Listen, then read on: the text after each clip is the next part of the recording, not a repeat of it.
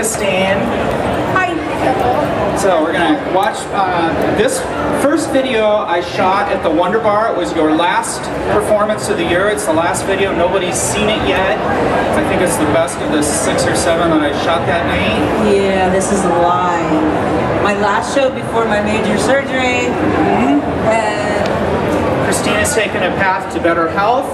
Yes. She looks fantastic. Yes, oh my God, you do. girl. Thank you. Thank Yes. you. 61 pounds I'm also. Oh my God! Give her a hand. Yes. Thank you. I'm really excited. And that's like the best compliment a songwriter can ever have. Is though I get to get a break and you get to sing. Other than that, it's pretty cool.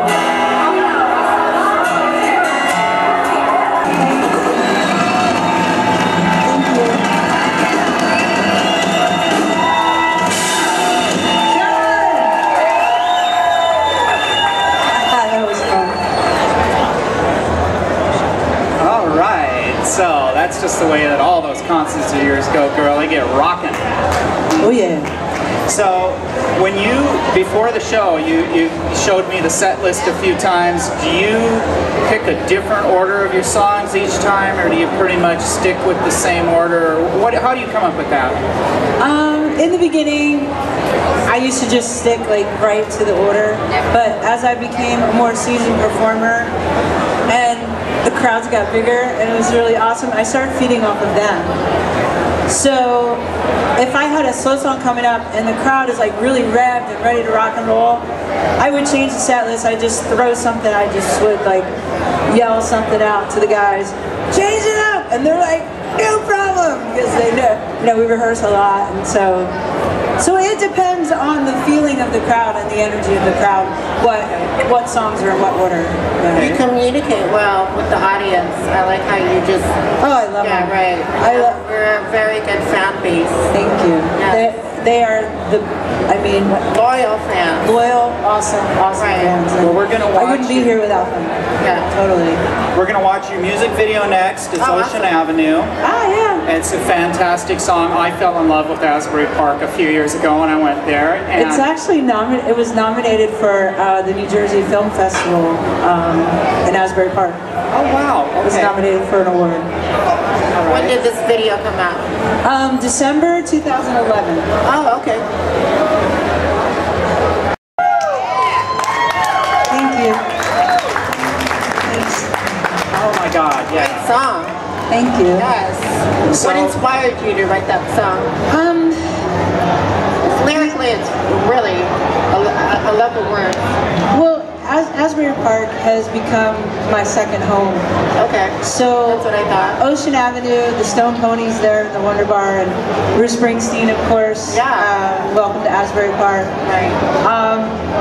So it's the vibe there now. It's like turning into Austin, Texas, like that same kind of vibe, Right. you know? Yeah. And there's a lot of really awesome musicians, and I get my inspiration from the artsy scene there, the music scene there, and I get my inspiration from the ocean. Oh, right. And I get my redemption every night on that Stone Pony stage or wherever I play. And so the line, I found me an angel on Ocean Avenue, is the angel is inspiration and love and everything. So it's metaphorically. I see a lot of passion in your art when you perform, and it's so authentic. Yeah. Thank you. You're welcome. Thanks.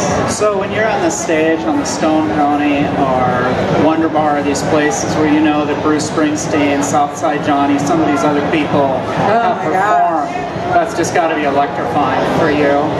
It's really cool, and I mean, I've played on a lot of stages where a lot of very, very famous people have played on, but there's something about playing in New York and also playing in Asbury Park. New York has this electricity. I played at the Nokia Theater, gosh, everywhere in New York, the Out Music Awards, and there's no place like New York, but playing on the energy, it's, oh my gosh, the city is just so vibrant, so alive, and it just calls me. But when I play on the Stone Pony stage, that's kind of my home stage. Sure. And yeah, Bruce has played on that stage. God, it's the house that Bruce built. Yeah. So it's a big honor, and I'm always waiting for him to kind of show up, which he does. Have you ever met him? No, not really, unless he was disguised somehow. I heard he's a really nice guy. He's a very nice guy, Yeah. but somehow he just hasn't made it to my shows yet. But we'll work on that. Yes, and I think we have to put it out there in the universe. In the universe, Yes. exactly. Yes. Well, you're an extraordinary talent, and you're Thank also you. incredibly engaging and gracious with your fans and your crowd. Yes, very With a generous. super good Very sense of giving. humor.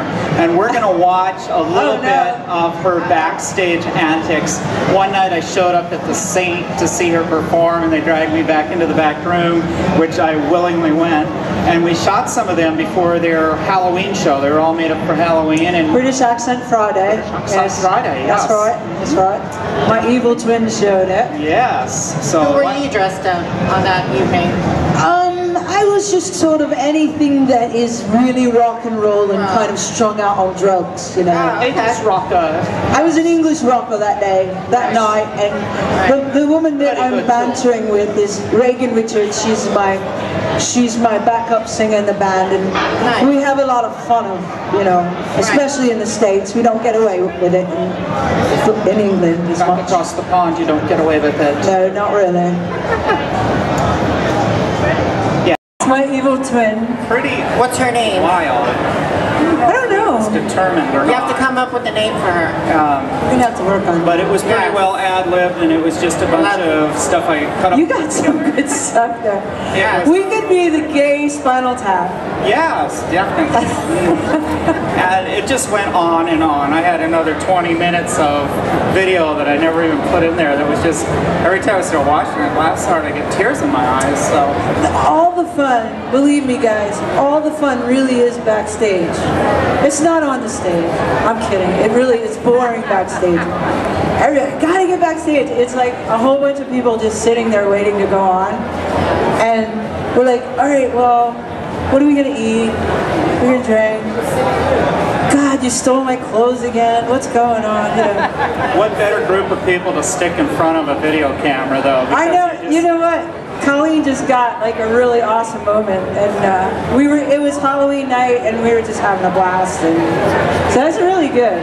I am honored when you have me come backstage. It's great because I can pick up some real candid stuff with you guys. I know. And this was like the topper of them all, let me tell you. Well, now we have a guitar player that eats sardines. Oh my goodness. So we have a problem now because he's leaving the sardines backstage when we perform, and when we come off stage, we have problems.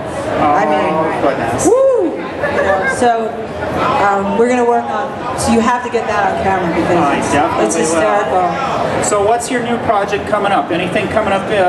I'm working on my 4th studio album right now with my musical soulmate, the guy that eats the sardines, Mark Ribbler. And the songs are just coming out of us like crazy. I'm going to be writing a lot about my past and having post-traumatic stress and being, you know, coming out in a very early age and being homeless, and so it's gonna be a very deep, Introspective. yes, and it's gonna be all of me and what I've been through. And since I don't drink anymore, don't smoke, don't eat anymore, I might as well, you know, focus on music. Absolutely. Right. Tell us a little bit about Pride at the Pony this year. It's my 3rd annual Pride at the Pony. We have Christine Havrilla playing. We have Virago playing, another couple of special guests we have not announced yet, which we're working on right now. And we are benefiting the center in Asbury Park, who Father Bob houses people with HIV and AIDS who are homeless, and he feeds them. And so we're trying to build another wing so the family can come and stay as well. It's one of only 3 centers like this in the upper Northeast too, so Wow. it's very important. Yeah. Yeah, so I like to make a difference, and it's Pride, and it's going to be awesome. But I'm going to be in New York April 13th. Okay. Where is that going to be at? Don't tell mamas. Oh. I've never played there before. I'm so excited. Where's that located? It's in New York. I don't know. Google. Don't tell Amazon. You gotta Google. I think it's somewhere. The girls back there, you know, those people that aren't paying attention, that aren't my posse, they know. Well, Christine's got cards and advertising stuff, and you can see all of her girls are back there with the Christine Martucci t-shirts. Where can people find you? Yes, you can find me on ChristineMartucci.com. Also, Facebook, I'm a little over on the Facebook thing, but just come and visit and send me a message. Right. I think I'm over the 5,000 fan thing. Oh, wow. So, but everybody here who wants a CD, come see me. Whatever we have left, we'll give you one. Oh, Thank you so And a much. card for Don't Tell Mamas. And thank you. Thank you. Thank you so much for being gracious. All right. I love you guys. I love New York. Thank you.